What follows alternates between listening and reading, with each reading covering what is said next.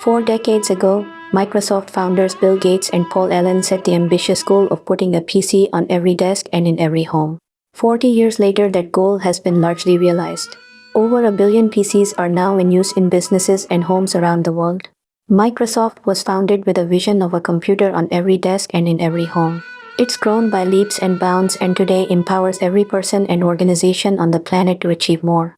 Beginning in 1995 and 1996, Gates feverishly refocused Microsoft on the development of consumer and enterprise software solutions for the Internet, developed the Windows CE operating system platform for networking non-computer devices such as home televisions and personal digital assistants, created the Microsoft Windows OS has been successful in taking over the world due to its marketing strategy, which focused on making the software accessible and user-friendly.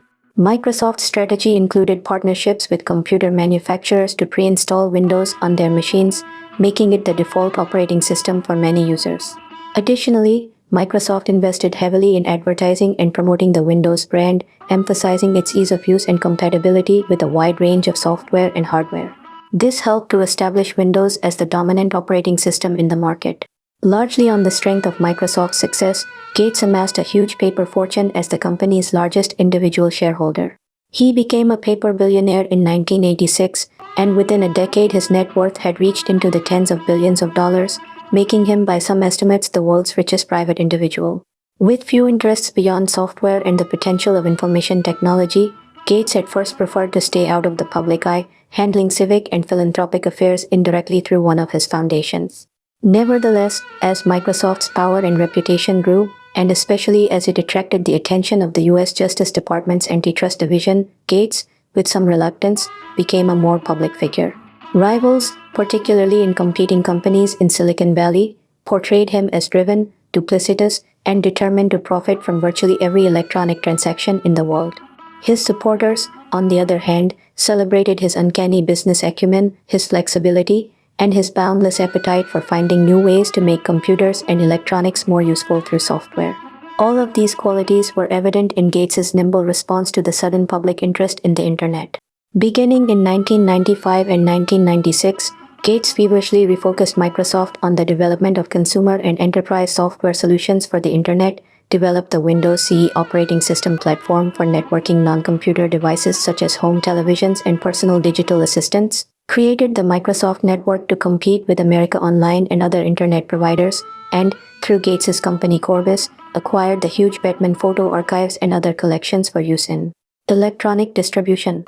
Bill Gates became the world's youngest ever billionaire at the age of 31 in 1987. In addition to his work at Microsoft, Gates was also known for his charitable work with his ex-wife, Melinda. It remains to be seen whether Gates's extraordinary success will guarantee him a lasting place in the pantheon of great Americans.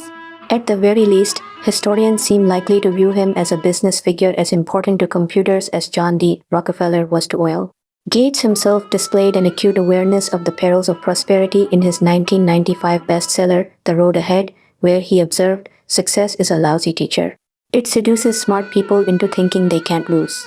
Bill Gates adopted an autocratic leadership style in the early years of Microsoft to ensure the company grew at the pace that he had envisioned. Autocratic leaders believe that the best way to manage their team is to control the way they do their work. According to Gates, part of his success is due to his parents. In fact, his late mother, Mary Gates, was said to be instrumental in a deal that helped propel Microsoft into the big leagues. Windows OS has been successful in taking over the world due to its marketing strategy, which focused on making the software accessible and user-friendly. Microsoft's strategy included partnerships with computer manufacturers to pre-install Windows on their machines, making it the default operating system for many users.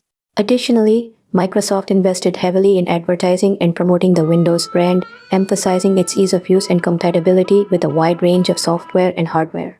This helped to establish Windows as the dominant operating system in the market.